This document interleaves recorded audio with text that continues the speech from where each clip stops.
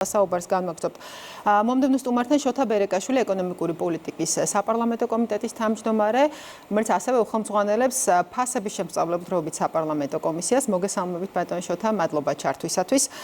დაიწყო საგაზაფხულო სესია პარლამენტში, უნდა დაკომპლექტება სპეციალური საპარლამენტო კომისია, რომელმაც როგორც შევიტყვეთ, უკვე მიმდინარე კვირიდან უნდა დაიწყოს მუშაობა ფასების რეგულირებაზე. ამ მიმართულებით უკვე რამდენიმე კვირაა მუშაობს სამთავრობო საკოორდინაციო კომისიაც. ახლა ამ არსებული კომისიისგან განსხვავებით კიდევ ერთხელ რომ გაგვიმარტოთ, როგორი იქნება თქვენი მანდატი და თქვენი ანუ პარლამენტის ჩართულობით რისი მოლოდინი უნდა გქონდეთ მოქალაქეებს. მოგესალმებით პირველ რიგში მინდა აღვნიშნო რომ მიმდინარე კვირაში პარლამენტში ჩამოყალიბდება ფასების შემსწავლელი კომისია, რომელიც ლოგიკური გაგრძელება არის სამთავრობო კომისიის და პროცესი გადადის ინსტიტუციონალურ ჩარჩოში და აღნიშნული კომისიის ფარგლებში ჩვენი მიზანი იქნება რომ შევისწავლოთ ფასები საკვე პროდუქტებზე, პირველადი მოხმარების საგანებზე, ასევე მედიკამენტზე და საწვავზე და როგორც პირველად კვლევებმა აჩვენა საქართველოში პირველადი მოხმარების საგნებზე და საკვე პროდუქტებზე ფასნამატი მნიშვნელოვნად მაღალია ვიდრე ეს საქართველოს სხვა ქვეყნებში და აღნიშნული კომისიის ფარგლებში ჩვენ შევისწავლით თუ რა პროცესების გამო არის აღნიშნული ფასნამატი ასეთი მაღალი და მასთან ერთად მჭირდა კოორდინაციაში ვიქნებით სამთავრობო კომისიასთან.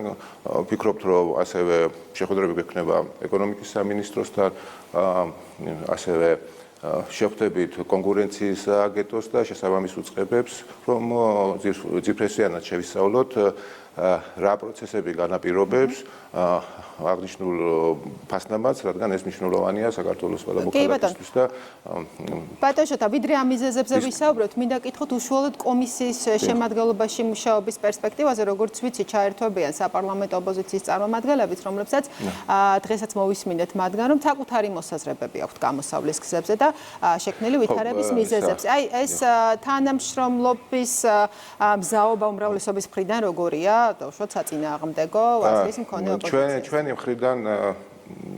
ჩვენი მხრიდან მიდგომა არის რომ ჩვენ გვინდა რომ პროცესი იყოს რაც შეიძლება ინკლუზიური, რაც შეიძლება გამჭვირვალე, რაც შეიძლება კონსტრუქციული. ჯერ ადრეა გადაწყვეტილებებზე საუბარი, იმიტომ რომ პირველ ეტაპზე მიზანია რომ შევისწავლოთ რა განაპირობებს აღნიშნულ მაღალ ფასნამატებს კონკრეტულ სექტორში, რადგან ეს სექტორი ახალი არ არის, სხვა ქვეყნებში არსებობს მსგავსი სექტორები და მნიშვნელოვანია გესმოდეს რა ფაქტორები იწვევს ასეთ ფასნამატს.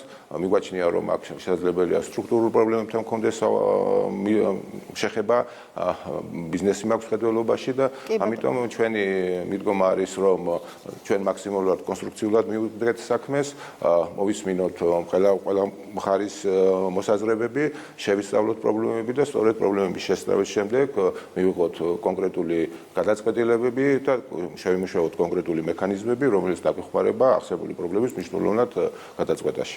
ბატონო შოთა, იმ საჯარო განცხადებებიდან, რაც უკვე გამართული შეხვედრების დასაწყისში და შემდეგ მოვისმინეთ ჩვენ სხვადასხვა სფეროს წარმომადგენლებისგან, როდესაც შეხვედრები იმართებოდა პრემიერთან, ამ ინფორმაციიდან გამომდინარე, რაც უკვე არის თქვენ ხელთ, აი რა შეგიძლიათ თუ არა ახლა ისაუბროთ იმაზე, რა მიზეზები იკვეთება მაინც ამ პროდუქტის სიძვირით და რა მიმართულებით არსებობს ფასების გადახედვის რესურსი. ეს ეხება კონკრეტულად იმპორტის ჯაჭვს თუ ეს ეხება მაგალითად ადგილობრივი წარმოების სირთულეებს უშუალოდ ქსელურ მარკეტებთან. ხო. აი, მოგეხსენებათ პირველადი შეფასება მაჩვენა, რომ ისე დაუბრუნდები ფასნამატის ჯაჭვს, რომ საბაჟო წერტილიდან სამოხმარებლო კალათამდე ფასნამატი შეადგენს 86%-ს. და აღნიშნულ სექტორში, როდესაც საუბარი გვაქვს პირველადი მოხმარების საგნებზე და საკვე პროდუქტებზე, საშუალო მაჩვენებელი არის 35-დან 45%-მდე.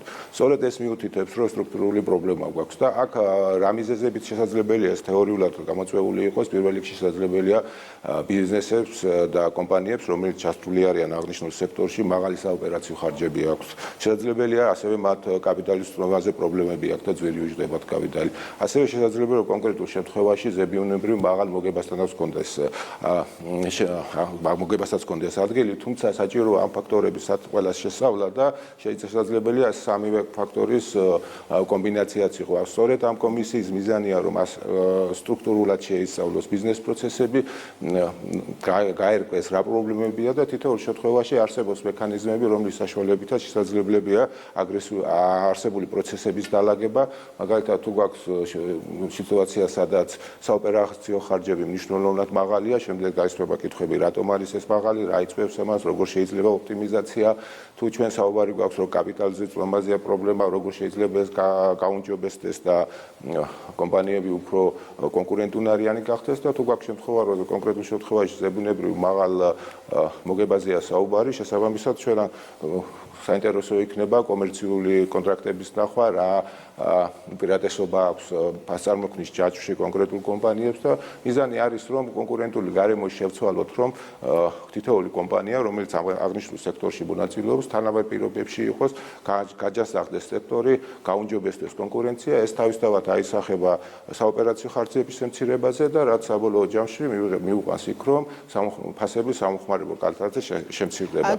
ზოგადად ეს ახალი პროცესი. ზოგადად ეს ჩვენ ახალს არ ვიგონებთ არაფერს, ჩვენი მიზანია რომ მიდგომა იყოს კომპლექსური, მიდგომარი იყოს სისტემური და აქ საუბარი არ არის ერთ კონკრეტულ პროდუქტზე, საუბარია რომ სისტემურად შევძლოთ, რომ სექტორი გავხადოთ კონკურენტუნარიანი, ეს იმას ნიშნავს, რომ ფასნამატის თვალსაზრისით ზოგადად ისეთივე კონკურენტუნარიანი იყოს, როგორიც არის მაგალითად ამერიკის შეერთებულ შტატებში, ევროპაში, სადაც ფასნამატი შეადგენს 35-დან 51%-მდე. სწორედ ჩვენი მიზანია რომ სისტემური მიდგომით ეს შევძლოთ და საბოლოო ჯამში ეს ყოველივე აისახება სამხმარებლო ფასებზე შემცირებაზე, რადგან თუ კი ბიზნესი იქნება უფრო კონკურენტუნარიანი, უფრო ხარჯეფექტური, ეს თავისთავად ნიშნავს, რომ მათი საოპერაციო ხარჯები შემცირდება, ფასები გაუმჯობესდება და ჩვენი მომხმარებლისთვის ეს იქნება ყველაზე საუკეთესო გამოსავალი. ბატონ შოთა, დავაზუსტებ ამ სისტემურ მიდგომაში განიხილება თუ არა საკანონმდებლო რეგულაციებიც, იმიტომ რომ ისიც ითქვა ამ საჯარო შეხვედრებისას, რომ გრძელვადიანი სტაბილურობისთვის შეიძლება ესეც განიხილებოდეს და